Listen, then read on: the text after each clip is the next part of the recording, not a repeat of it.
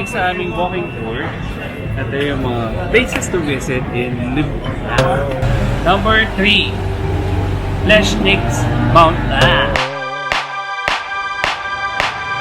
Good morning, Tipiters! Welcome to another episode of Vince and Josh. So, si Josh, behind the camera. Siya kumukuha sa akin. Anyway, eto, finally umaraw na dito sa Ljubljana, Slovenia. So, for the past 4 days, super umuulan dito. And finally umaraw. By the way guys, nagano kami, nag-extend kami ng 1 day dahil nagka-problem kami sa... Na-cancel yung flight. Na-cancel ang flight kasi na-bankrupt ang Adria Airlines. So naka-receive kami nung day ng flight namin. Naka-receive kami ng email from them. Wala na, cancelled na yung flight. Tapos chinek namin online. Hala, bankrupt na sila. So hindi namin alam kung paano i-claim yung refund. So check namin. Pagbalik na ng Philippines kasi hindi namin alam kung mapakuha pa namin yun. But anyway guys, ito, kasali kami sa walking tour for today. Kasi tagal na namin gustong gawin to, pero di namin magawa kasi nga umuulan. Pero finally, ito na. Gagawin na namin siya. Yung walking tour. So nag-register na kami, hintay na lang namin na start yung tour namin. Pero yun.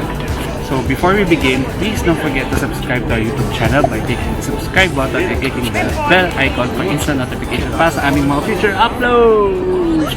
Ito, based sa walking tour namin, ito yung mga places to visit in Vienna. Number 1, President Square. Ayan. Baka, may kulay pink na church. Originally, hindi daw siya kulay pink talaga. Kulay red siya.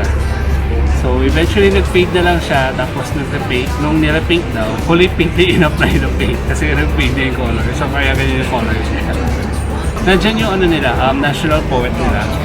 So, yung nakita niyo yung statue, dito lang nakita niyo, nakatapan siya ng puno. Yung statue yun, siya yung, sa kanya pinangalan yung square na yun. Kaya siya rin. Hindi military men, hindi general yung hero nila, kundi sa Makata.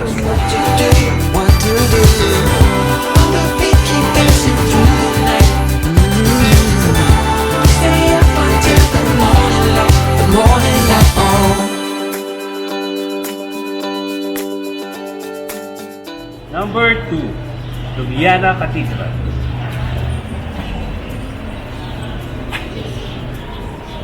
Ayun, makita nyo sa door sa baba yung Roman ruins, tapos Ottoman Empire, kung paano nila kinuha yung mga bata, dinadala nila sa Turkey, so ginagawa nila ng mga soldiers,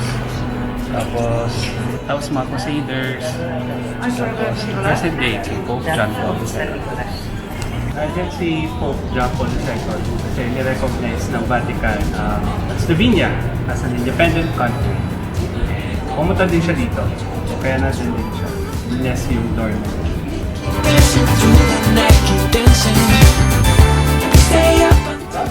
And it is the movie Pocahontas is 22.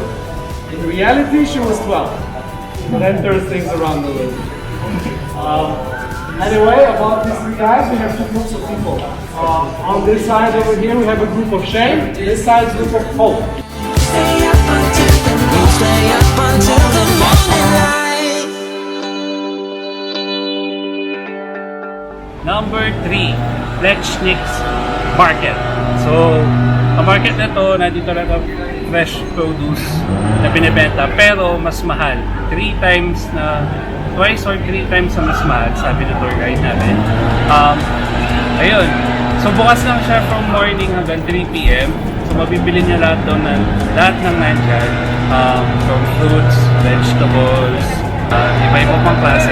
So, yun. Kung gusto niyo pumunta dito, bumili, organic lahat to, tinitinda nila dito.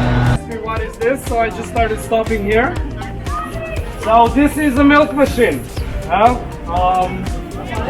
This is where you can buy fresh milk daily. There's not an actual cow inside, but farmers they do bring fresh milk here daily, and this milk it's raw. It's unpasteurized, unhomogenized, not treated in any kind of way, which makes it illegal in most other European countries. However, it's legal here. So if you guys are into milk, You can buy a bottle here, bring your own. €1 for 1 liter, and you're all set. If we have any milk lovers here. Number 4, Town Square. So yung Town Square na to, makita nyo din dito yung Town Hall. Kung saan nag-office ang mayor ng city. And then, nandito din yung Lava Fountain made by an Italian artist. So, kung na-curious kayo kung ano pangalan ng Italian artist, check nyo na lang sa screen. So yung city center ng Ljubljana is pedestrian only. So nakikita nyo lang dito mga tao naglalakad, walang cars, walang buses, meron mga nagbabike, pero mostly mga naglalakad lang. So nung una daw, na in-implement yung ban sa mga sasakyan dito sa area, nagalit daw yung mga tao. Pero eventually, yung government, nagbigay sila ng free rides, yung mga electric parang cars nila dito, parang electric trains nila. So yung Ljubljana, kaya siya green capital of Europe kasi yun nga, so may conscious effort na mag-move to more environment-friendly direction. And bukod dun sa mga sasakyan, they also recycle 70% ng waste nila dito. So 70% malaki yun. Kasi, di ba sa atin sa Pilipinas, ilang percent lang yung nire-recycle na. Number 5, Love Bridge. Ayan. So, tinawag siya Love Bridge kasi yung mga boyfriend, girlfriend, jowa, naglalagay sila ng padlock doon as a symbol of their love. Pero, ang pinakapangalan ng bridge na yun, napaka-romantic, as in, super romantic yung pangalan ng bridge. Totoong pangalan ng bridge is Butcher's Bridge. So, tinawag siyang Butcher's Bridge kasi doon yung location ng mga lumang times pa. Mga nagbo-butcher ng mga meat, ng mga hayop. So, kaya tinawag siyang Butcher's Bridge. So yung isa pang interesting thing about sa Butcher's Bridge is yung mga statues na naka-install sa bridge and dun sa may end sa both ends ng bridge. So may tatlong pinaka-prominent na statues doon sa bridge. Yun yung statue ng isang satyr.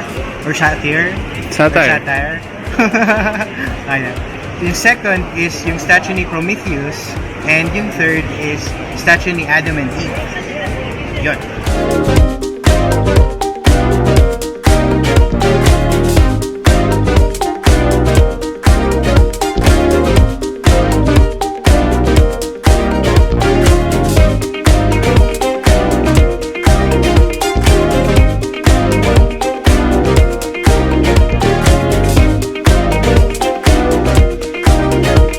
Ipiters, additional pa, hindi siya part ng walking tour, pero after ng walking tour, pwede nyo siyang puntahan ang Ljubljana Castle.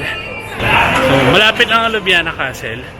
So, pwede kayo sumakay ng funicular na €4 yung round trip na ticket, tapos yung one way, it's €2.20. Malapit siya sa Pletchnik Market. Yun. Yun yung additional tip namin sa inyo. So here we go again, it's no surprise.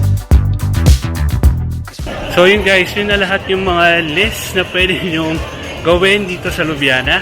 And I hope you enjoyed the video. So, if may mga comments kayo or suggestions, please comment it below. And then, ayun, tatry namin sagutin. And if may ma-recommend kayo na location or destination na gusto nyo namin i-shoot, try din namin. So yun, before we end this video, please don't forget to subscribe to our YouTube channel by clicking the subscribe button and hitting the bell icon for instant notification para sa aming mga future uploads. Ayun. See you guys! Bye-bye!